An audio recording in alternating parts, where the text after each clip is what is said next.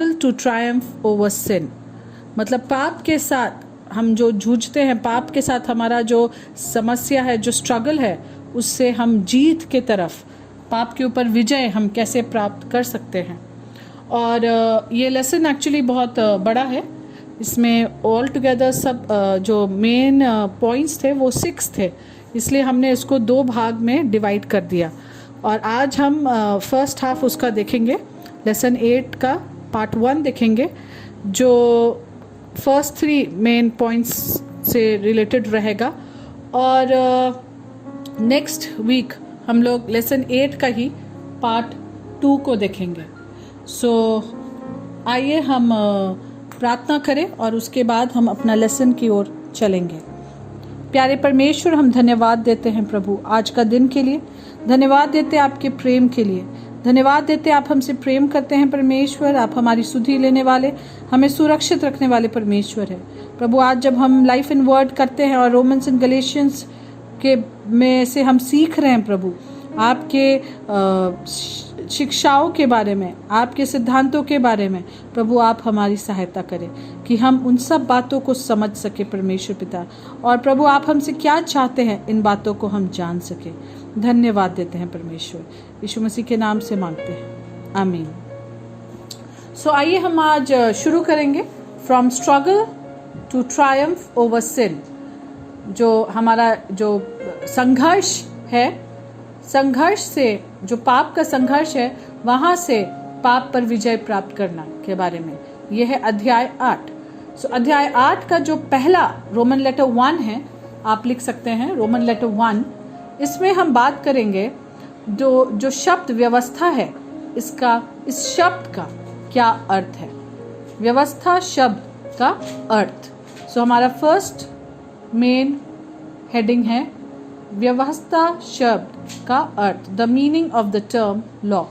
और इसमें हम लोग पॉइंट ए, कैपिटल ए हम लोग देखेंगे कि नए नियम में जो व्यवस्था शब्द जो इस्तेमाल किया गया है नए नियम में, वो एक ऐसे शब्द से उसका उल्लेख करने के लिए आया है, या वो ऐसे शब्द से उसका उल्लेख होता है जो राज्य द्वारा, एक स्टेट के द्वारा, एक राज्य के द्वारा विधान के तौर पे और न्याय के प्रशासन के लिए मानक के रूप में स्थापित किया गया है। सो एक ऐसा शब्द है जिसका एक्चुअल मीनिंग रिफर करेंगे अगर, तो हम देखेंगे कि एक स्टेट के द्वारा जो डिक्री किया गया है, या एक स्टैंडर्ड जो जस्टिस का जो एडमिनिस्ट्रेशन है, जो प्रशासन है, जो न्याय जो देता है अलग अलग स्टेट में, उसके द्वारा जो स्टैंडर्ड है, जो मानक है, उसके अनुसार उसको दर्शाता है लॉ।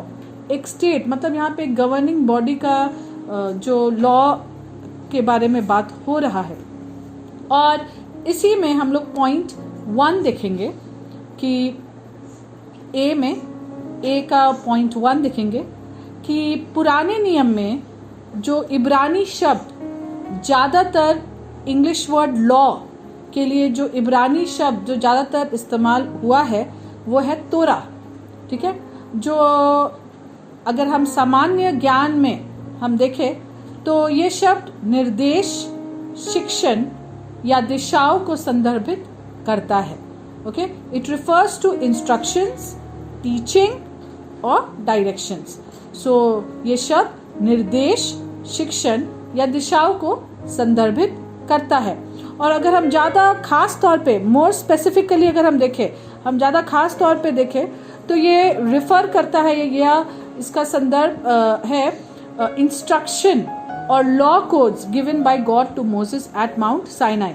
सो इसका वो शिक्षा या वो व्यवस्था जो परमेश्वर ने मूसा को पर्वत, सिनाई पर्वत पे दिया था, अगर खास तौर पे देखें तो ये उसके ओर संदर्भित करता है। ओके, सो हमें मालूम है पुराना नियम में ये जो तोरा के हम लोग बात करते हैं, जो जहाँ में भी व्यवस्था का बात हो रहा है या इंग्लिश वर्ड में लॉ का बात होता है, ज़्यादातर ये जो इंग्लिश वर्ड लॉ है, ये वो इब्रानी शब्द तोरा को दर्शाती है पुराने नियम में। और जब हम लोग तोरा को बात करें तो इसका मतलब इंस्ट्रक्शंस है, या वो निर्देश है, वो शिक्षण है, या वो दिशाएं हैं उनके संदर्भित पे है। एंड अगर स्पेसिफिकली देखें तो परमेश्वर ने जो सिनाई पर्वत में जो मूसा को जो व्यवस्था दिए थे, जो आज्ञाएं, जो कमांड्स दिए थे, जो शिक्षा दिए थे, उसको ये संदर्भित करता है। एंड ज्यादातर हम देखें तो इंग्लिश में इसको बोलते हैं लॉ ऑफ मोसेस या मोजाइक लॉ। ओके, इसको इंग्लिश में हम लोग ऐसे बोलते हैं कि लॉ ऑफ मोसेस, मूसा के नियम या मूसा की व्यवस्था। ओके, या मोजाइक लॉ ना, मूसा की व्यवस्था के तौर पे हम लोग इसको देते हैं, मूसा के नाम पर इसको देते हैं। और नए नियम में अगर हम देखते हैं तो ये एक जो सबसे सामान्य जो यूनानी शब्द है, ये वहां से इसको आता है। ये एक नोमोस करके, NOMOS, नोमोस करके एक कॉमन ग्रीक वर्ड है, एक यूनानी शब्द है, बहुत कॉमनली यूज, बहुत ही साधारण तौर पे जिसका सामान्य तौर पे जिसका इस्तेमाल होता है, यूजुअली ट्रांसलेटेड एज लॉ। इसका ज्यादातर देखा जाए तो इसको हम लोग ट्रांसलेट करते हैं व्यवस्था के तौर पे। और ये जो वर्ड नोमोस है, ये जो शब्द नोमोस है, ये बात करता है व्यवस्था या कानून का एक जनरल सेंस में, एक सामान्य ज्ञान में। ठीक है, हम लोग पढ़ेंगे रोमियो उसका 4 अध्याय का 15 पद। रोमियो 4 अध्याय 15 पद। व्यवस्था क्रोध का पिता है, किंतु जहाँ व्यवस्था है ही नहीं, वहाँ व्यवस्था का उल्लंघन भी संभव नहीं। सो यहाँ पर हम देख रहे हैं कि एक बहुत ही सामान्य तौर पे, सामान्य ज्ञान, इन वेरी जनरल सेंस, यहाँ पे लॉ का इस्तेमाल हुआ है शब्द। और हम देखेंगे रोमियो उसका 3 अध्याय का 27 पद और 7 अध्याय का 23 पद। रोमियो 3 अध्याय 27 पद। तब हमारे घमंड का क्या हुआ? उसका बहिष्कार कर दिया गया है। किस सिद्धांत के द्वारा? कामों के सिद्धांत के द्वारा नहीं, यह हुआ है विश्वास की व्यवस्था द्वारा। रोमियो 7 अध्याय 23 पद। किंतु मैं अपने शरीर के अंगों में एक दूसरी व्यवस्था देख रहा हूँ। यह मेरे मस्तिष्क में मौजूद व्यवस्था के विरुद्ध लड़ती है। इसने मुझे पाप की व्यवस्था का, जो मेरे शरीर के अंगों में मौजूद है, बंदी बना रखा है। यहाँ पे दोनों जगह पे हम देख रहे हैं कि यहाँ पे एक सिद्धांत जो लोगों को नियंत्रित करता है, उनके कार्य को नियंत्रित करता है, उस तरह से, उस तौर से ये जो शब्द है लॉ, इसका इस्तेमाल हो रहा है। ठीक है, और अगर हम रोमियो उसका हम आइए पढ़ेंगे रोमियो 3 अध्याय का 21 पद और गलातियो 3 अध्याय का 10 पद। रोमियो 3 अध्याय 21 पद। किंतु अब स्थिति यह है कि व्यवस्था के बिना ही परमेश्वर की धार्मिकता प्रकट हो गई है, जिसका वर्णन पवित्र शास्त्र तथा भविष्यद्वक्ता करते रहते थे। रोमियो 3 अध्याय का 10 पद। वे जो व्यवस्था के कार्यों पर निर्भर हैं, शापित हैं, क्योंकि पवित्र शास्त्र का वर्णन है, शापित है वह जो व्यवस्था के हर एक नियम का पालन नहीं करता। और यहाँ हम देखते हैं कि अगर हमें मालूम है, हमारे पुराने नियम में जो पहली 5 जो पुस्तकें हैं, ओके, उसको इंग्लिश में पेंटाट्यूक बोलते हैं, the first 5 books of the Bible, उसको पेंटाट्यूक, इंग्लिश में उसको पेंटाट्यूक बोलते हैं। सो ये जो पहला 5 जो किताबें हैं आपका उत्पत्ति से लेकर के व्यवस्था विवरण तक, ये जो पहली 5 किताबें हैं, ये फर्स्ट 5 बुक्स जो ओटी का है, उसको भी लॉ के तौर पे हम लोग बोलते हैं, क्योंकि वो फर्स्ट 5 बुक्स जो है वो उसमें ज़्यादातर व्यवस्था के बारे में है। सो उसको भी बहुत से लोग वो पेंटाट्यूक को लॉ के तौर पे संदर्भित करते हैं, जैसे कि हमने अभी देखा। और हम पढ़ेंगे रोमियो उसका 3 अध्याय का 19 पद। रोमियो 3 अध्याय 19 पद। अब हमें यह तो मालूम हो गया कि व्यवस्था के निर्देश उन्हीं से कहते हैं जो व्यवस्था के अधीन है, कि हर एक मुंह बंद हो जाए और पूरा विश्व परमेश्वर के सामने हिसाब देने वाला हो जाए। यहाँ हम देखते हैं कि पूरा जितना भी पुराना नियम, आप उत्पत्ति से लेकर मलाकी तक पूरे जितना भी ये पुराना नियम है, यहाँ पर रोमियो 3 अध्याय के 19 पद में ये पूरे पुराना नियम को ही एक साथ एक इकाई के रूप में, ठीक है, संपूर्ण इकाई के रूप में इसको व्यवस्था के तौर पे संदर्भित किया गया है। और हम लोग एक वचन देखेंगे, प्रेरितों के काम 15 अध्याय का 5 पद। प्रेरितों के काम 15 अध्याय का 5 पद। किंतु फरीसी संप्रदाय से निकलकर आए कुछ विश्वासी विरोध में कहने लगे, आवश्यक है कि गैर यहूदियों का खतना हो और उन्हें मोशे की व्यवस्था का पालन करने का निर्देश दिया जाए। और यहाँ पर हम देखते हैं कि यहाँ पर ये जो लॉ या जो व्यवस्था जो संदर्भित कर रहा है, it refers to the Mosaic law, मतलब मूसा के द्वारा वो जो नियम जो इज़राइल को मिला था, ये उस व्यवस्था को संदर्भित कर रहा है। सो ये जो शब्द है लॉ, ये जो शब्द है व्यवस्था, इसके अलग अलग जगह पे अलग अलग मीनिंग है और अलग अलग चीज़ों को ये संदर्भित करता है। सो हमें जानना है कि कहाँ पर ये इसका क्या मतलब है। ओके, हम लोग इसी में पॉइंट नंबर 3 देखेंगे। पॉइंट ए का अभी हमने पॉइंट 2 देखा था कि ये किस तरह से नए नियम में ये नोमोस के तौर पे ये यूज हुआ है।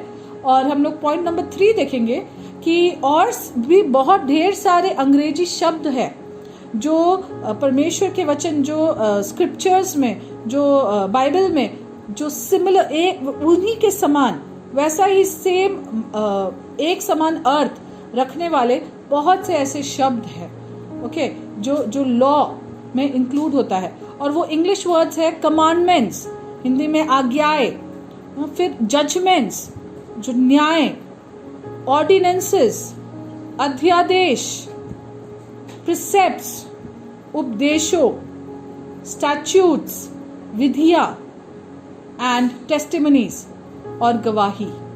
सो और भी बहुत से शब्दों का इंग्लिश में यूज हुआ है जिसका मैंने आपको हिंदी शब्द बताया है।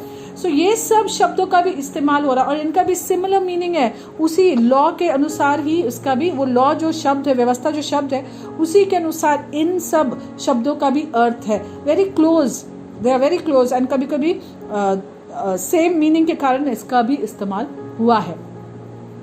ओके, और हम अगर भजन संहिता 119 देखेंगे तो वो बहुत ही अच्छा एक उदाहरण है, सबसे बेहतरीन उदाहरण है वो, जहाँ पे इन शब्दों का इस्तेमाल हुआ है। ओके, सो हमने अभी पॉइंट ए देखा और जिसमें हम लोग ये दो वर्ड लॉ को हम लोग डेफिनेशन या उसकी परिभाषा को, उसकी अर्थ को समझने की हम लोग कोशिश कर रहे हैं।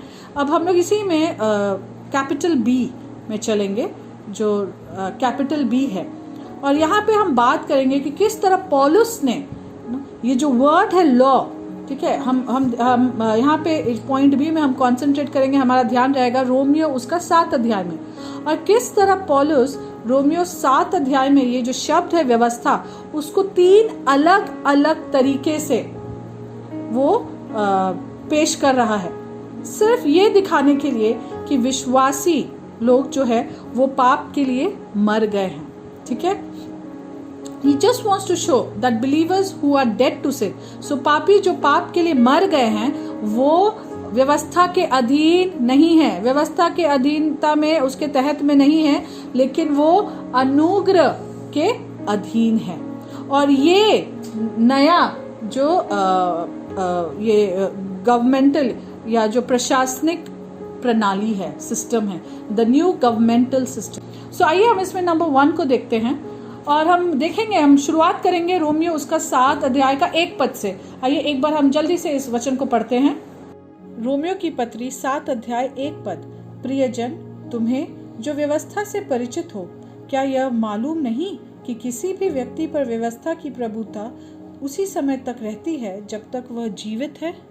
तो यहाँ पर हम देख रहे हैं कि पौलुस ने इस्तेमाल किया है ये जो लॉ जो वर्ड है, व्यवस्था जो वर्ड है, जैसे हमने पहले भी बताया कि बहुत जगह पे एक सामान्य रूप से या सामान्य ज्ञान में उसका यूज हुआ है। तो यहाँ पर पौलुस जब ये वर्ड लॉ बोल रहा है, व्यवस्था बोल रहा है, तो यहाँ पे वो नियमों और विनियमों के बारे में वो बात कर रहा है। ओके, रूल्स एंड रेगुलेशंस, ठीक है, नियमों और विनियमों के बारे में बात कर रहा है जो कि नियामक मंडल द्वारा निर्धारित किया गया है। ओके, सो वहां पे जो गवर्निंग बॉडी है वो जो रूल्स और रेगुलेशंस उस जगह के लिए निर्धारित कर रही है, डिटरमाइन कर रही है, उसके बारे में यहाँ पे वो उस संदर्भ में उसका बारे में यहाँ पे वो जिक्र कर रहा है। ओके, एंड यहाँ पे बेसिकली जब ये कह रहा है, इसका मतलब ये है the laws of the land, उस भूमि का जो कानून है वो उसके बारे में यहाँ पे जिक्र कर रहा है। ठीक है, और यहाँ पे जब वो ये बात कह रहा है, वो एक बात को पॉइंट आउट कर रहा है, एक बात की तरफ वो इशारा कर रहा है कि हर कोई, everyone has some basic knowledge, हर किसी के पास जो साधारण, जो बेसिक जो ज्ञान है इस तरह के नियमों के बारे में, of these kind of laws. ठीक है, हर किसी को ऐसे जो बेसिक जो ज्ञान है इस लॉज के बारे में वो हर एक के पास है। ठीक है, और हर एक को मालूम है कि जब एक व्यक्ति मर जाता है तब वो ऑब्वियस है, ये बात एकदम इसमें दो मत नहीं है, ये ऑब्वियस सी बात है कि जब कोई व्यक्ति मर जाता है तो फिर वो उस व्यवस्था, जो उस भूमि की व्यवस्था है, वो और उसके अधीनता में नहीं रहता, क्योंकि वो मर चुका है। तो अब वो उस भूमि के जो व्यवस्था है उसके अधीनता पे नहीं है।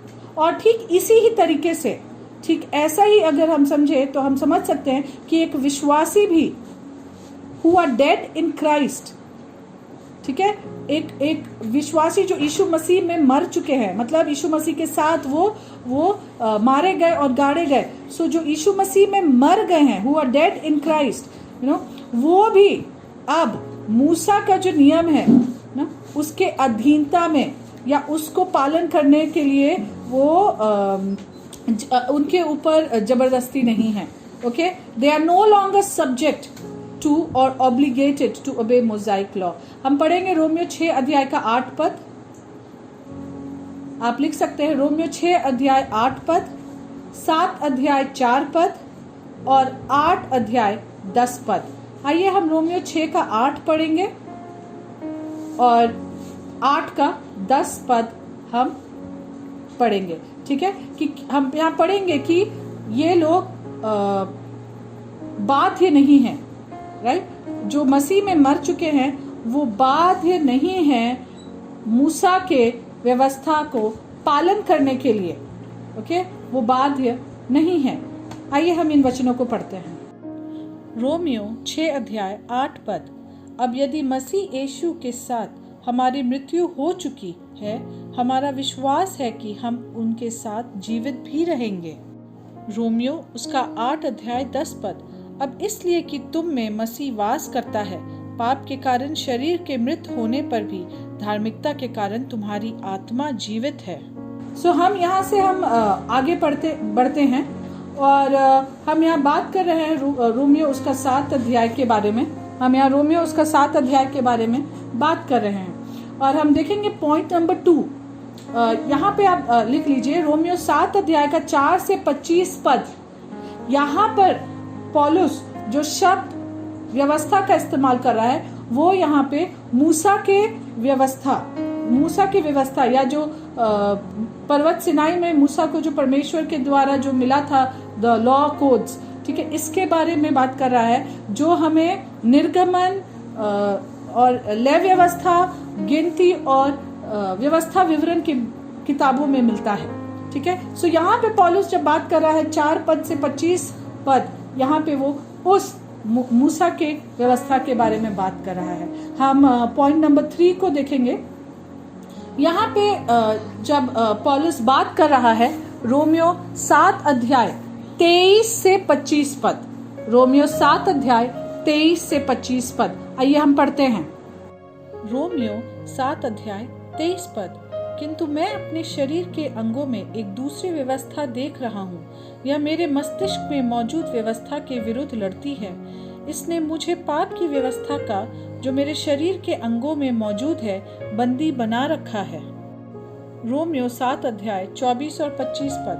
कैसी दयनीय स्थिति है मेरी, कौन मुझे मेरी इस मृत्यु के शरीर से छुड़ाएगा। धन्यवाद हो हमारे प्रभु मसीह यीशु के द्वारा परमेश्वर का। एक ओर तो मैं स्वयं अपने मस्तिष्क में परमेश्वर की व्यवस्था का दास हूँ, किंतु दूसरी ओर अपने शरीर में अपने पाप के स्वभाव का।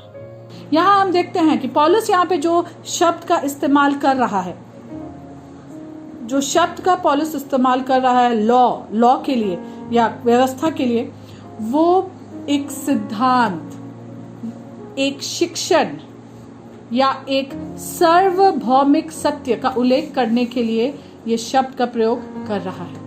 तो यहाँ पे व्यवस्था या कानून जो शब्द का वो ये प्रयोग कर रहा है, वो एक सिद्धांत को दर्शाता है, एक शिक्षण या एक सार्वभौमिक सत्य का उल्लेख करने के लिए ये शब्द का प्रयोग कर रहा है, जो किसी के कार्यों का मार्गदर्शन या शासन करता है, जो किसी के कार्यों का मार्गदर्शन करता है या वो किस तरह से उनको जीवन जीना है, ये सब बातों का जो शासन करता है। और फॉर एग्जाम्पल अगर हम देखें, सो लॉ ऑफ ग्रेविटी, जो लॉ है ग्रेविटी का, जो नीचे की तरफ खींचने का जो लॉ है जो बना है, वो एक बहुत ही अच्छा उदाहरण है एक ऐसे सिद्धांत का।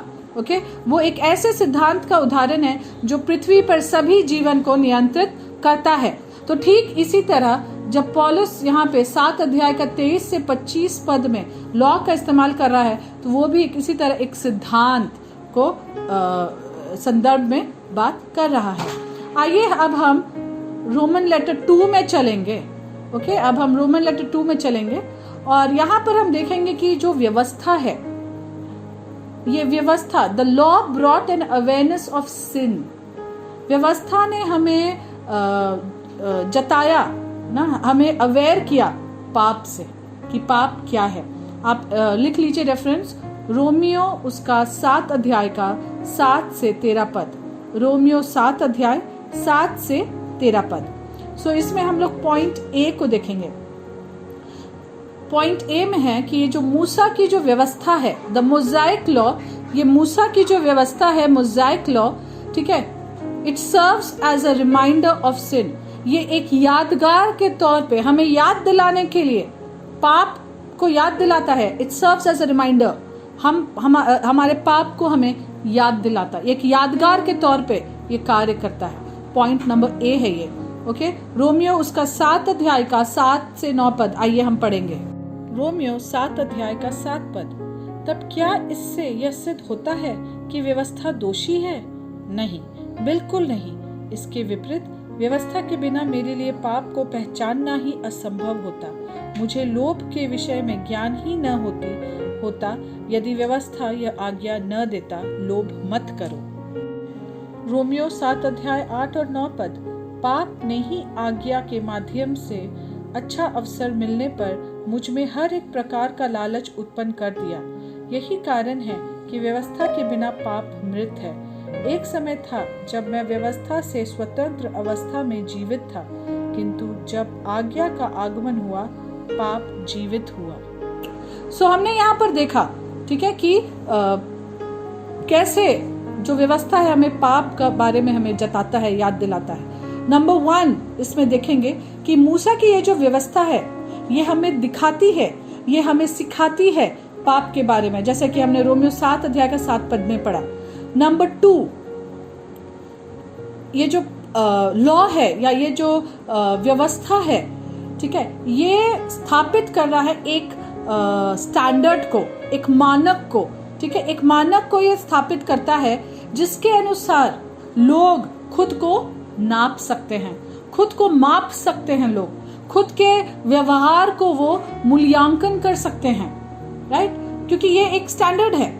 सो हम लोग ये स्टैंडर्ड में कितना हम लोग चूक रहे हैं, कितना हम इस स्टैंडर्ड के अनुसार पहुंच पा रहे हैं। ओके, लोग ये लॉ को इस तरह से एस्टैब्लिश करके एक स्टैंडर्ड के तौर पे, एक मानक के तौर पे, और हम अपने आप को उसके अनुसार माप सकते हैं। ठीक है, अपने खुद के व्यवहार को हम जब इस मानक के ज्योति में, जब हम अपने आप को खुद के अपने व्यवहार को देखते हैं, हम तब रियलाइज करते हैं, हमें तब ये बात का आभास होता है कि हम कितने पापी हैं, कि हम पापी हैं। ठीक है, सो हम लोग पॉइंट 3 में चलेंगे कि ये जो मूसा का ये जो व्यवस्था है, ओके, ये हमारे अंदर पाप को बढ़ाता है या जगाता है। ठीक है, ये हमारे अंदर पाप का जो स्वभाव है उसको जगाता है। हम कैसे ये हमारे अंदर पाप के स्वभाव को जगाता है, आइए पहले हम रोमियो उसका 5 अध्याय का 20 पद पढ़ेंगे। रोमियो 5:20 व्यवस्था बीच में आई कि पाप का एहसास तेज हो। जब पाप का एहसास तेज हुआ तो अनुग्रह कहीं अधिक तेज होता गया। ओके, सो जो मूसा का जो व्यवस्था है वो हमारे अंदर पाप के स्वभाव को जगाता है। क्यों? क्योंकि ये परमेश्वर की जो व्यवस्था जो परमेश्वर ने मूसा को दिया था, सो ये जो मोज़ाइक लॉ है या एक मूसा का जो व्यवस्था है, ये उसकी धार्मिकता के विरुद्ध है। ओके, ये it is contrary to the righteousness of the Mosaic law, ये उसके विरुद्ध है। सो इसीलिए, क्योंकि ये उसके विरुद्ध है, इसीलिए ये हमारे अंदर उस पाप के स्वभाव को जगाता है। हम लोग को ये उत्तेजित करता है, हम लोग को अराउज करता है, प्रोवोक करता है, हम लोग को इंस्टिगेट करता है। क्यों? क्या करने के लिए? उस व्यवस्था के को से दूर करने के लिए, अपने आप को उसके विरोध में खड़े होने के लिए, टू रेसिस्ट, उससे नफरत, उसको नकारने के लिए और उसके अगेंस्ट, उसके विरुद्ध में विद्रोह करने के लिए ये हमें प्रोवोक करता है। ठीक है, हमें ये आगे हम लोग को उत्तेजित करता है ये। ठीक है, उस व्यवस्था के विरुद्ध में जब ये हम लोग ये हमारे अंदर का जो ये पाप का स्वभाव है, जब लॉ कन्फ्रंट होता है, ठीक है, हम लोग को पाप conforming it to its righteous demand, हमारा पाप का स्वभाव इसके बजाय कि वो जो धर्मी का जो मांग है इस लॉ का, इस व्यवस्था का, उसके अनुसार अपने आप को जीवन जीने के लिए, उसके अनुसार अपना जीवन जीने के लिए, ये इसके लिए नहीं। लेकिन जब ये व्यवस्था आता है और जब ये व्यवस्था और हमारा पाप के बीच में आमना सामना होता है, हमारे अंदर इच्छा होता है कि हम विद्रोह करें, हम इस पाप का विद्रोह करें। सो ये पाप जो है हमारे पापी स्वभाव को ये जगाता है। ठीक है, हमें विद्रोह करने के लिए हमें उकसाता है। ओके, रोमियो उसका 7 अध्याय का 8 और 9 पद हम पढ़ेंगे। रोमियो 7 अध्याय 8 और 9 पद।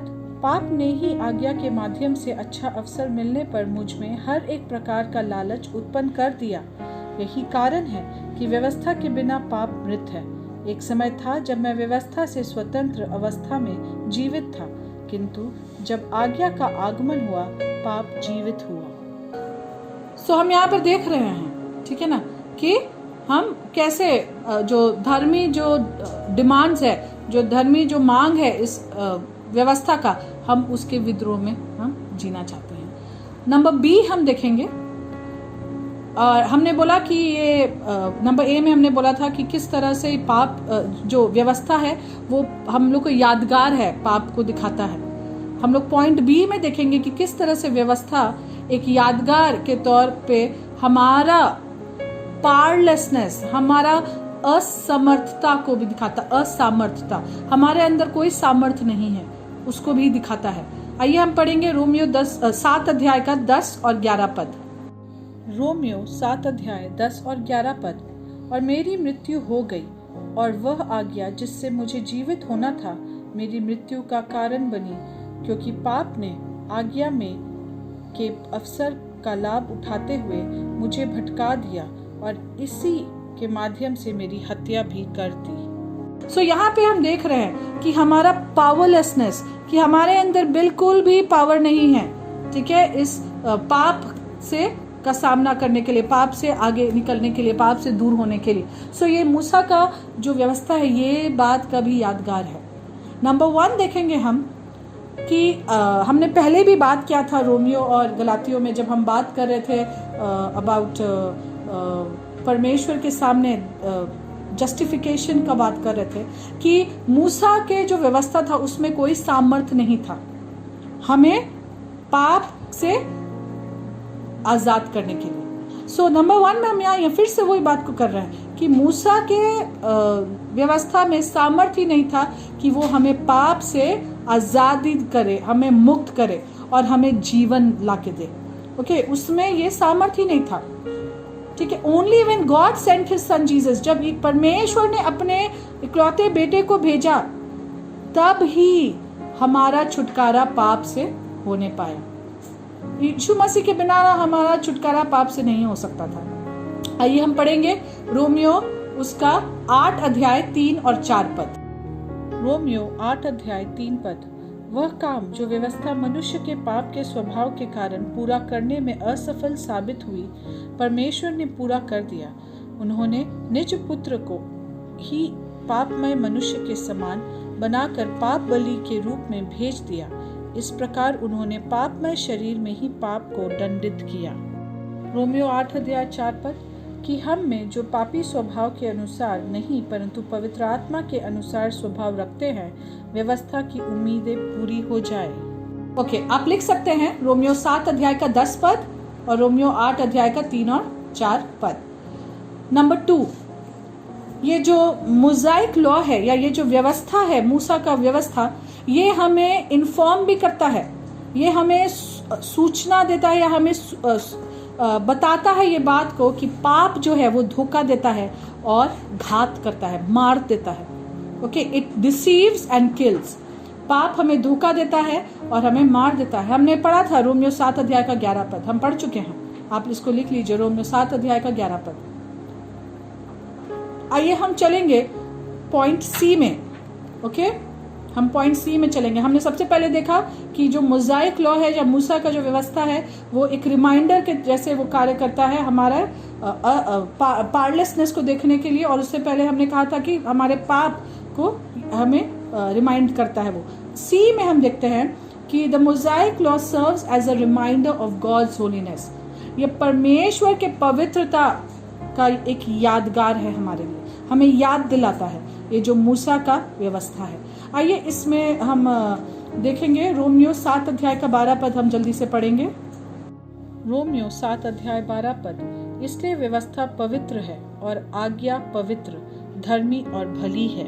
ओके, सो यहाँ पे पॉइंट नंबर 1 में आप इसको लिख सकते हैं कि जो व्यवस्था था, ओके, वो धार्मिकता का एक आंशिक विवरण प्रदान किया। जो व्यवस्था था वो धार्मिकता का एक आंशिक विवरण प्रदान करता है, जिससे हमें परमेश्वर के बारे में और परमेश्वर के जो मानकों है, जो मानक है, मतलब द स्टैंडर्ड्स, ठीक है, जिसके अनुसार ओके हम जान सकते हैं कि क्या अच्छा है।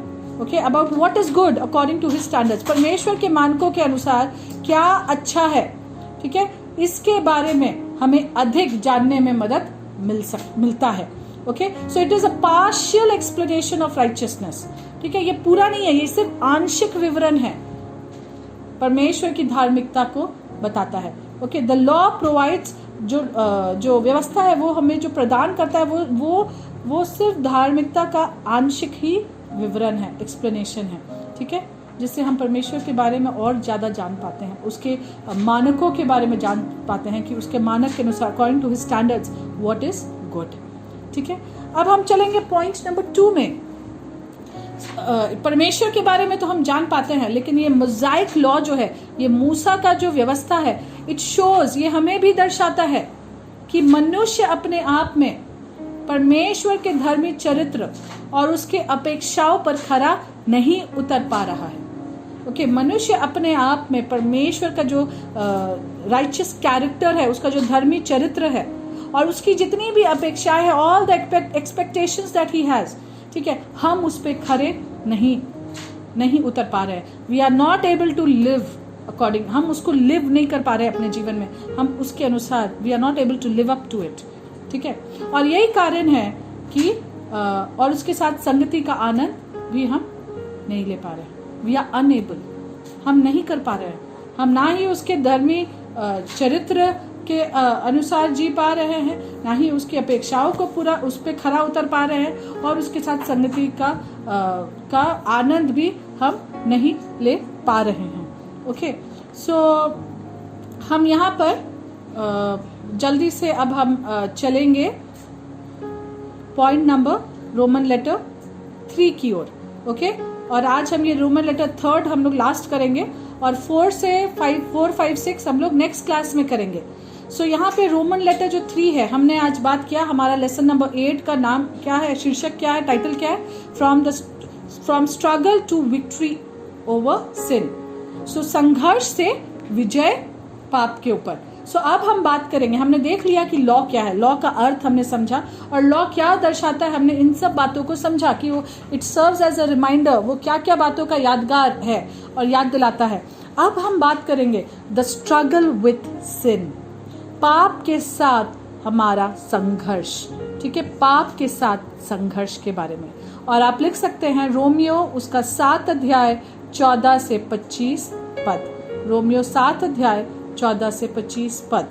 पॉइंट नंबर ए, जब तक बिलीवर्स विल स्ट्रगल विद सिन, जब तक जो विश्वासी लोग हैं वो जब तक कोशिश करते रहेंगे इस मूसा की व्यवस्था को बनाए रखने की, ठीक है, जब तक वो इसको पूरा करने की और इसको फुलफिल करने की कोशिश करते रहेंगे, तब तक विश्वासियों को पाप से संघर्ष करना पड़ेगा। ओके, क्योंकि ये दोनों एक दूसरे के साथ कन्फ्रंट करते हैं, क्योंकि यहाँ पे परमेश्वर की धार्मिकता के बारे में और यहाँ पाप के बारे में। सो ये पाप, ये जो व्यवस्था है, ये हमें याद दिलाता है हमारे पापों को। सो जब एक विश्वासी इन व्यवस्थाओं को पूरा करने की कोशिश, इनको बनाए रखने की कोशिश करता रहेगा, तब एक विश्वासी जो है वो पाप के साथ संघर्ष करता रहेगा। ओके, सो आइए ये पॉइंट ए में हम नंबर 1 देखेंगे। ओके, द सिन नेचर, ठीक है, ये जो पाप का स्वभाव है ये अभी भी एक विश्वासी में रहता है। It still resides in the believer. ठीक है, एक विश्वासी जो कि इस मूसा के व्यवस्था को पालन करने की कोशिश कर रहा है, ठीक है, वो अभी भी वो पाप का स्वभाव उसके अंदर में पाया जाता है। और जितना वो कोशिश करता है मूसा के इस व्यवस्था को पालन करने का, उतना ज्यादा वो पाप का स्वभाव जो उसके अंदर है वो उत्तेजित होते जाता है। ठीक है, और वो पाप का प्रकृति को, ठीक है, पाप के लिए ये व्यवस्था उकसाता है। ओके, जितना ज्यादा वो उसको पूरा करने की, उसको मानने की, उसको पालन करने की कोशिश करता है, वो उतना ही पाप का जो स्वभाव है उसको उत्तेजित करता है। ओके, और पाप की प्रकृति को पाप करने के लिए उकसाता है। ओके, हम लोग रोमियो 5 का 20, 7 अध्याय का 4 से 5 पद आप लिख लीजिए। हम लोग पहले भी हम लोग इनमें से कुछ वचनों को देख चुके हैं। नंबर 2, मूसा का ये जो व्यवस्था है, ठीक है, इसको जब एक विश्वासी कोशिश कर रहा है इसको बनाए रखने का, इसको पालन करने का, सो इन अ वे it's nothing more than trying to live righteously based on one's own merits and effort। मतलब जब वो मूसा की व्यवस्था को पालन करने की कोशिश कर रहा है तो वो एक तरीका है जो बोल रहा है, वो कोशिश कर रहा है जीने का, एक धार्मिक जीवन जीने का, एक धर्मी जीवन जीने का अपनी योग्यता और अपने प्रयासों के आधार पर। ठीक है, वो कोशिश कर रहा है कि वो अपने ही योग्यता के अनुसार वो एक धर्मी जीवन जीने, मतलब ही is trying to work hard. वो अपने खुद के मेरिट्स के ऊपर, अपने खुद के योग्यता के ऊपर, अपने खुद के एफर्ट्स के ऊपर में वो कोशिश कर रहा है एक धर्मी जीवन जीने के लिए। ओके, सो व्यवस्था को जब वो पालन करने का कोशिश करता है, वो खुद से ही वो कोशिश करता है। और इसको हम कह सकते हैं टू वॉक इन फ्लैश, शरीर में चलना। क्यों? क्योंकि वो अपने शरीर में वो ताकत, वो अपने शरीर में वो कोशिश और प्रयत्न कर रहा है। ओके, एंड जब he will be walking in flash. Number 3 point हम देखते हैं, वॉकिंग इन फ्लैश। ठीक है, जब वो शरीर में चलने के लिए वो कोशिश करेगा, तब walking in the flesh allows the sin nature to take over. ठीक है, सो जब वो शरीर में चलने की कोशिश करेगा, तब पाप की प्रकृति को वो अपने ऊपर वो कंट्रोल करने का, काबू पाने का ओके, अपने ऊपर वो शासन करने का वो अनुमति देता है जब जब वो फ्लैश में वो चलता है या शरीर में वो देह में वो चलता है। And the good that you would like to do, जैसे रोमियो उसका 7 अध्याय के 19 पद में क्या लिखा है, आइए हम देखेंगे। रोमियो 7 अध्याय 19 और 20 पद दोनों हम साथ ही में देख लेते हैं। रोमियो 7 अध्याय 19 और 20 पद, वह हित जिसकी मुझ में अभिलाषा है मुझसे करते नहीं बनता, परंतु वह जो जाता है जिसे मैं करना नहीं चाहता, तब यदि मैं वह करता हूँ जो मैं करना नहीं चाहता, तब वह मैं नहीं परंतु मुझ में बसा हुआ पाप ही है जो यह सब करता है। Okay, so the good you would like to do, वो अच्छा जो आप करना चाहते हैं, इट बिकम्स एन इम्पॉसिबिलिटी, वो असंभव हो जाता है करना।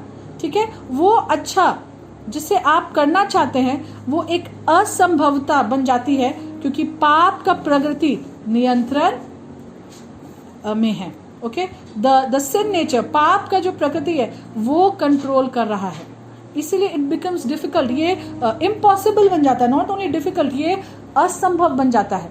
Okay, when we try to become righteous, जब हम कोशिश करते हैं वो धार्मिकता को अपने खुद के एफर्ट्स में, अपने खुद के क्षमता, अपने खुद के जो गुणों के योग्यता और प्रयासों के द्वारा, और जब जब हम ये धार्मिकता को ये मूसा की व्यवस्था के द्वारा पाना चाहेंगे, तब ये इसका मतलब यही है that we are trying to do it by our own efforts। ठीक है, हम पॉइंट नंबर 4 को हम देखेंगे कि जो विश्वासी लोग जो पौलुस के जैसे हैं, ठीक है, जो विश्वासी पौलुस के जैसे जो विश्वासी लोग हैं जिनका भी ऐसी स्ट्रगल है कि the good that I want to do, जो भला मैं करना चाहता वो नहीं कर पा रहा, यू नो, सो ऐसे विश्वासी लोग जो पौलुस के जैसे हैं, उनको ये बात को समझना है, रियलाइज करना है कि उनके जो पौलुस कहता है रोमियो 7 का 18 में कि उनके देह में कुछ भी अच्छा नहीं है। आइए जल्दी से रोमियो हम 7:18 पद पढ़ेंगे। रोमियो 7 अध्याय 18 पद, यह तो मुझे मालूम है कि मुझ में अर्थात मेरे शरीर में अंदर छिपा हुआ ऐसा कुछ भी नहीं जो उत्तम हो। अभिलाषा तो मुझ में है किंतु उसका करना मुझसे हो नहीं पाता। सो हम देख रहे हैं यहाँ पे पौलुस कहता है there is nothing good, no good dwells in my flesh, मेरे देह में, मेरे शरीर में कुछ भी अच्छा नहीं बसता है। So we must trying to be holy in our own strength. इसका एक ही हम लोग निकाल सकते बात कि हमें खुद के क्षमता, खुद के सामर्थ्य में हमें पवित्र बनने का कोशिश या धर्मी बनने का कोशिश हम करना, हमें रोकना है। We have to stop. हम खुद से नहीं कर सकते, ओके, हम खुद से ये नहीं कर सकते, हमें परमेश्वर की ज़रूरत है। We need God to intervene, परमेश्वर का कार्य का हमें ज़रूरत है। और आइए अब हम पॉइंट बी को हम देखेंगे कि believers will not struggle with sin if they refuse to serve the law. अगर विश्वासी इस व्यवस्था का पालन करना, यू नो, या उसको अपने जीवन में उसको पूरा करने से अगर रोकता है अपने आप को, या अपने आप पीछे हटता है, रिफ्यूज करता है, मना करता है, तो फिर वो पाप से वो संघर्ष नहीं करेगा। इसका मतलब ये नहीं है कि हमें व्यवस्था क्या कह रहा है कि गलत काम हम करेंगे, मतलब हम तो चलो व्यवस्था नहीं रखेंगे। पर यहाँ पे जब हम कह रहे हैं कि मना करना, टू सर्व द लॉ, उस व्यवस्था को पालन करना, हमारा मतलब है यहाँ पे कि उसका चुनाव किसी और चीज़ को करने में है, और वो है पवित्र आत्मा की नयापन, पवित्र आत्मा का नयापन, पवित्र आत्मा का चले चलाए, पवित्र आत्मा के द्वारा चलाए चलना। पवित्र आत्मा तब हमारा सामर्थ, हमारा सहायता करता है, हमें सामर्थ देता है कि हम उस पाप के ऊपर में विजय पाए। हम उससे संघर्ष में ही नहीं जिए, लेकिन हम विजयी हुए पाप के ऊपर में। पर हमें उस लॉ को सर्व करने से, उस व्यवस्था को सर्व करने से हमें अपने आप को रोकना है, एंड हमें सर्व करना है उस न्यूनेस ऑफ द स्पिरिट को, उस आत्मा को। आइए हम रोमियो उसका 7 अध्याय का 6 पद पढ़ेंगे। रोमियो 7 अध्याय 6 पद, किंतु अब हम उसके प्रति मरे सरीखे होकर, जिसने हमें बांध रखा था, व्यवस्था से स्वतंत्र कर दिए गए हैं कि हम व्यवस्था द्वारा स्थापित पुरानी रीति पर नहीं परंतु पवित्र आत्मा द्वारा एक नई रीति में सेवा करने लग जाए। और हम जल्दी से 4 पॉइंट्स हम लोग इसमें देखेंगे। ओके, हम लोग जल्दी से 4 पॉइंट्स को देखेंगे। Okay, so believers have been delivered from serving the letter of the law. विश्वासी लोगों को छुटकारा दिया गया है कि वो उस मूसा की जो व्यवस्था है उसमें जो कुछ बातें बोली गई हैं, ठीक है, उसको पालन करने से उनको छुटकारा दिया गया है। ओके, इसका मतलब है हम अगर देखेंगे मूसा का जो व्यवस्था है उसमें क्या है, वो एक लिस्ट है क्या करना है और क्या नहीं करना है। सो ये जो लिस्ट है इसके अनुसार चलने से दैट इज फॉलोइंग, हम लोग को कहा गया है कि ये जो प्रिस्क्राइब्ड लिस्ट है, ये जो दिया गया लिस्ट है ऑफ डूज एंड डोंट्स, करना या नहीं करने के बारे में, जो मूसा के व्यवस्था में जिसका हम आउटलाइन को हम पाते हैं, उससे हम लोग को छुटकारा मिला है। ओके, उससे हम लोग को छुटकारा मिला है वो डूज एंड डोंट्स से। ठीक है, नंबर 2, जो विश्वासी है वो जो व्यवस्था का धर्मी चरित्र, धर्मी प्रकृति है, द राइचियस कैरेक्टर, जो प्रकृति स्वभाव है, जो कैरेक्टर चरित्र है, जो व्यवस्था का धर्मी, ठीक है, उसको कैसे, उसको सेटिस्फाई कर सकता है। ही कैन सेटिस्फाई, वो उसको कैसे संतुष्ट करेगा। वो धर्मी चरित्र जो व्यवस्था का है उसको एक विश्वासी संतुष्ट कर सकता है, लेकिन वो not by trying to do it themselves, वो खुद से उसको पालन करने की कोशिश करके नहीं वो सेटिस्फाई संतुष्ट कर सकता, but by following the promptings of the holy spirit. लेकिन पवित्र आत्मा की आवाज, पवित्र आत्मा हमसे क्या कहने की कोशिश कर रहे हैं, वो आवाज को सुन करके उसके धर्मी व्यवस्था के जो धर्मी जो चरित्र है उसको वो संतुष्ट या उसका वो पालन कर सकता है। ओके, हम लोग रोमियो उसका 8 अध्याय का 1 और 9 पद पढ़ेंगे। रोमियो 8 अध्याय 1 पद, इसलिए अब उनके लिए जो मसीह यीशु में है दंड की कोई आज्ञा नहीं है। रोमियो 8 अध्याय 9 पद, किंतु तुम पापी स्वभाव के नहीं परंतु पवित्र आत्मा में हो, यदि वास्तव में तुम में परमेश्वर का आत्मा वास करता है। जिस किसी में मसीह का आत्मा वास नहीं करता वह मसीह का है ही नहीं। ओके, सो हम लोग 3rd पॉइंट में चलते हैं। हमें मालूम है कि लॉ जो है, व्यवस्था जो है, वो इट वॉज पावरलेस, उसमें शक्ति नहीं थी, सामर्थ नहीं थी हमें पाप से बचाने के लिए, पाप के जो दंड है उससे बचाने के लिए। और इसीलिए यीशु मसीह इस दुनिया में आए कि वो हमें इन सब बातों से बचा सके। सो यीशु मसीह के द्वारा, ठीक है, यीशु मसीह के द्वारा we serve through the law of the mind, ठीक है, which is the principle that rules, guides and directs the new nature. So हमारे मन में जो व्यवस्था है हम उसको हम पालन करते हैं यीशु मसीह के द्वारा। ओके, यीशु मसीह के द्वारा हमारे मन में जो व्यवस्था है, जो प्रभु ने हमारे मन में रख छोड़ा है उसको, ठीक है, वो हमारा प्रिंसिपल है, हमारा सिद्धांत है, जो हमारे जीवन के ऊपर शासन करता है, जो हमारा मार्गदर्शन करता है, जो हमें नए स्वभाव की ओर हमें डायरेक्ट करता है, ठीक है, निर्देशित करता है। हम उसका हमें पालन करना है। रोमियो 7 अध्याय का 23 पद हम पढ़ेंगे। रोमियो उसका 7 अध्याय 23 पद, किंतु मैं अपने शरीर के अंगों में एक दूसरी व्यवस्था देख रहा हूँ, यह मेरे मस्तिष्क में मौजूद व्यवस्था के विरुद्ध लड़ती है।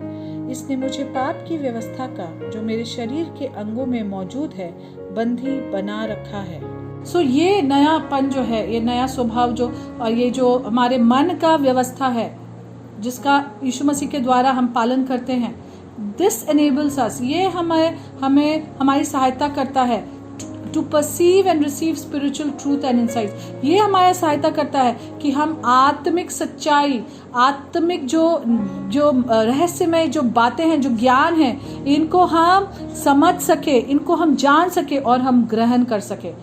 ठीक है, ये हमारा सहायता करता है कि वो आत्मिक बातों को हम पा सके, उनको परसीव कर सके, उनको समझ सके, हम उनका आभास कर सके, ठीक है, उनको सेंस कर सके और फिर उनको ग्रहण कर सके अपने जीवन में। और जो लास्ट पॉइंट है जो हम देखेंगे वो है यीशु मसीह के द्वारा जो पाप का the law of the sin, जो पाप का जो व्यवस्था था, ठीक है, which is the principle that rules guides and directs the old sin nature that is housed by our bodies is rendered powerless. मतलब क्या है हम जो कहने का कोशिश कर रहे हैं, आइए उसके पहले हम हिंदी में समझाने से पहले एक बार हम लोग रोमियो 7 अध्याय का 25 पद पढ़ेंगे। रोमियो 7 अध्याय 25 पद। धन्यवाद हो हमारे प्रभु मसीह यीशु के द्वारा परमेश्वर का, एक ओर तो मैं स्वयं अपने मस्तिष्क में परमेश्वर की व्यवस्था का दास हूँ, किंतु दूसरी ओर अपने शरीर में अपने पाप के स्वभाव का। ओके, सो हमारे अंदर दो व्यवस्था काम कर रहा है, राइट। सो वो जो एक है आत्मा, पवित्र आत्मा का, और जो हमारे मन पे व्यवस्था है, और दूसरा है ये पाप का व्यवस्था जो हमारे अंदर कार्य कर रहा है। और ये भी एक सिद्धांत है जो हमारे ऊपर शासन करने का, हमारा मार्गदर्शन करने का, या हमें पुराने पाप का जो स्वभाव है उसकी तरफ निर्देशित करने का कोशिश करता है, क्योंकि ये हमारे शरीर में ये रह रहा है, आप मेंबर्स, हमारे अंगों में, ठीक है, हमारे अंगों में ये रह रहा है। लेकिन यीशु मसीह के द्वारा ये जो पाप का स्वभाव, ये जो व्यवस्था है, ये पावरलेस कर दिया गया है, इसका सामर्थ को हटा दिया गया है, ठीक है, इसका जो ताकत है उसको हटा दिया गया है, उसके सामर्थ को खत्म कर दिया गया है, नष्ट कर दिया गया है यीशु मसीह के द्वारा, so that it will no more, ताकि वो हमें और, ठीक है, वो सिद्धांत जो है वो हमें हमारे ऊपर शासन ना करे, हमारा दर्शन दूसरे रास्ते की तरफ या हमें पुराने पापी स्वभाव की तरफ निर्देशित ना करे। ओके, सो हमारा जो स्ट्रगल है हमने उसको देखा, हमारा जो संघर्ष है उसको हमने देखा, राइट, पाप के साथ कि कैसे यीशु मसीह के माध्यम से, यीशु मसीह के द्वारा हमें मन का, हमें एक नया स्वभाव या व्यवस्था या नियम मिला है, और कैसे पाप का वो कानून या वो जो व्यवस्था है उसको शक्तिहीन यीशु मसीह के द्वारा कर दिया गया है। सो हम मूसा के व्यवस्था के द्वारा हम कितना भी कोशिश कर ले, हमें पाप के कानून या पाप से हम छुटकारा नहीं मिलेगा, बल्कि और ज़्यादा उकसाया जाएगा वो पाप का स्वभाव हमारे अंदर। हमें सिर्फ और सिर्फ यीशु मसीह के ही माध्यम, यीशु मसीह के ही सहायता, यीशु मसीह के द्वारा, पवित्र आत्मा की बातों के द्वारा, पवित्र आत्मा जो आध्यात्मिक सत्य जो हमें बता रहा है, ओके, जो अंतर्दृष्टि जो हमारे अंदर, जो हम अनुभव कर रहे हैं और प्राप्त करने में जो हम सक्षम, हमें पवित्र आत्मा बनाता है, इसी के द्वारा हम इस पाप के स्वभाव के ऊपर हम विजय प्राप्त कर सकते हैं, और ये संघर्ष में तो चलता रहेगा हमारा। सो परमेश्वर आप सबों को आशीष दे। आज का ये मेन 3 पॉइंट्स जो हमने देखा है, ये from struggle to victory over sin के में, और हम कंटिन्यू करेंगे क्योंकि ये लेसन बहुत बड़ा था, इसलिए हमने सोचा कि इसको हम लोग 2 पार्ट्स में डिवाइड करेंगे और हम कंटिन्यू करेंगे। और आशा है कि आप लोग साथ साथ, अगर अच्छा होगा कि ये वचन, ये चैप्टर्स जो हम लोग डिस्कस कर रहे हैं, अगर आप लोग उसको साथ साथ पढ़ते भी जाए तो और ज़्यादा परमेश्वर आपको इन सब बातों को समझने में आपकी सहायता करेगा। और आप समझिए इस बात को कि अगर आप भी अपने जीवन में पाप के साथ, कोई पाप है जिसके साथ संघर्ष कर रहे हैं, आपको ज़रूरत है कि उस क्षेत्र को, उस एरिया को, अपने उस आदत को, उस पाप को आप यीशु मसीह के सामने लाकर, क्रूस के सामने लाकर रख दीजिए, ताकि यीशु मसीह आपको सहायता करे उस संघर्ष से, उस पाप के ऊपर विजय प्राप्त करने के लिए। आइए हम प्रार्थना करेंगे। प्यारे परमेश्वर, हम धन्यवाद देते हैं आज के इस वचन के लिए। प्रभु, हम धन्यवाद देते हैं कि आपने हमारी सहायता की प्रभु, समझने के लिए कि व्यवस्था क्या है और क्या कर सकता है हमारे जीवन में और क्या नहीं कर सकता। प्रभु, इस पाप को और उसका जो व्यवस्था है उसको भी समझने में आपने हमारी सहायता किया। और प्रभु, जब हम इन सब बातों को समझते हैं, हम धन्यवाद देते हैं यीशु मसीह के लिए। प्रभु, यीशु मसीह के द्वारा हमें छुटकारा मिला है। हम धन्यवाद देते हैं परमेश्वर कि हम एक विजयी जीवन, हम जयवंत से भी बढ़कर जीवन जी सकते हैं। प्रभु, हम पाप के अधीन अभी जीने की जरूरत नहीं प्रभु, लेकिन हम स्वतंत्रता में जी सकते हैं। हम धन्यवाद देते हैं। हम यीशु मसीह के नाम से मांगते हैं, आमीन।